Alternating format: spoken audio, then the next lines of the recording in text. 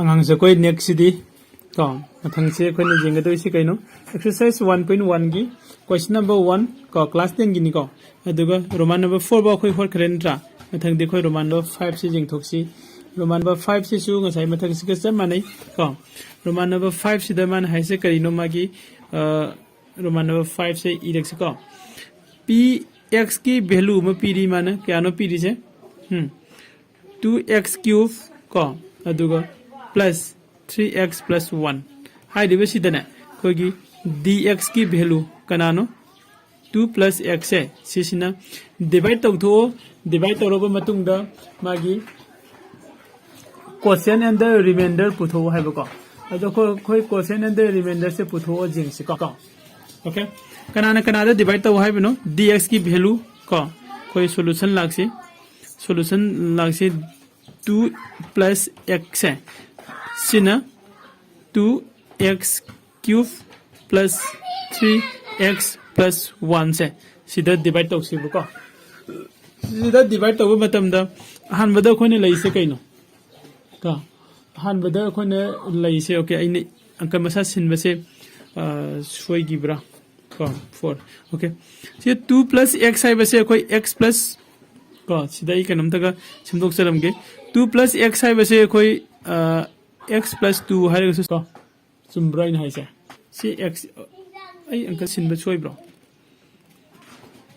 x को आने में हम ऐसे e बे छोय में को सीधा इसे 2 रोमान नंबर 5 से x को आने को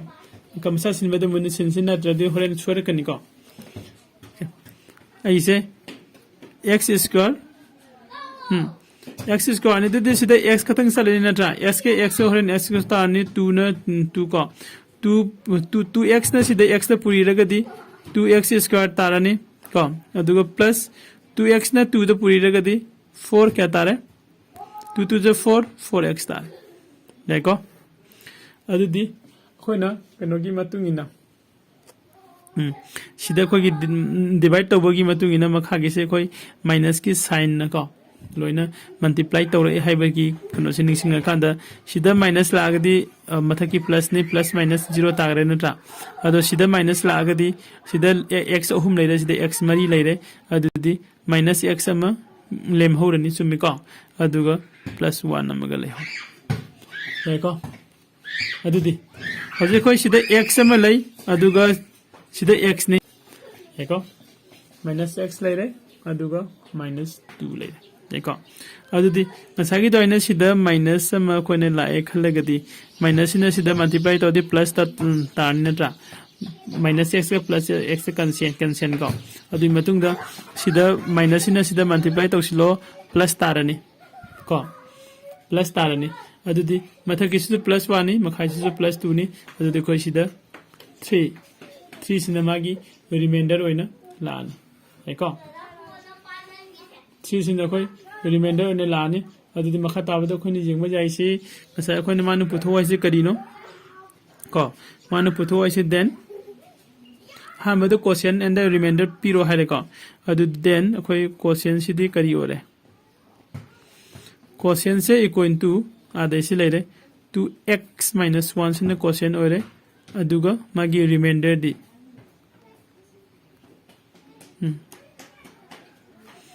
रिमाइंडर दी इक्वल टू क्या हो रहा है सीधा की 3 से का रिमाइंडर इक्वल टू अदो सिगी मखा ताबद मानो मोहाई से कइनो मागी डिवीजन एल्गोरिथम दो वेरीफाइड तो बिरो मोहाई बने को अदो देखो नाउ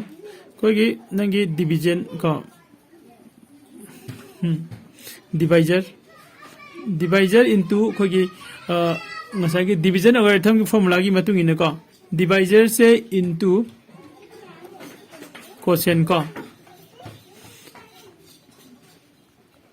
क्वेश्चन प्लस रिमाइंडर है रिमाइंडर सिन होरन इक्वल टू ओइदिसे को मागी डिविडेंड तादुइनि को दो कोई पुथोकी डिविडेंड तारबर यंगसी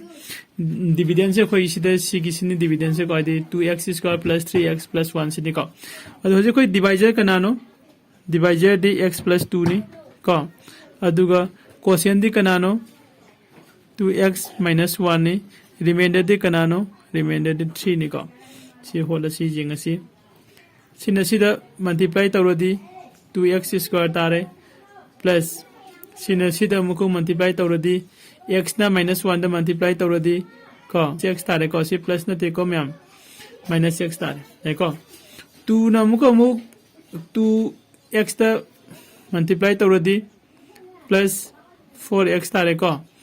2 सिना मु -1 दा मल्टीप्लाई तौरदी -2 तारे देखो अदुदी सिदा प्लस 3 मगले को अदुदी इक्वल टू 2x स्क्वायर को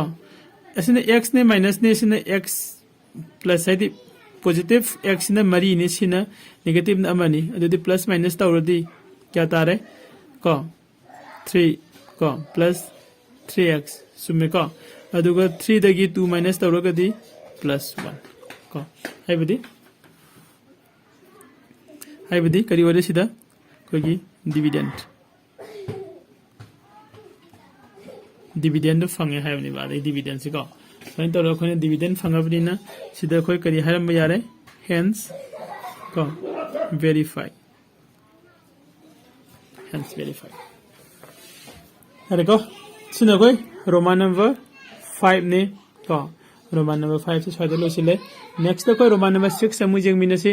को नांगसा अखोई मैम की चैनल को लमजिंग मेरा एकेडमी बो लाइक शेयर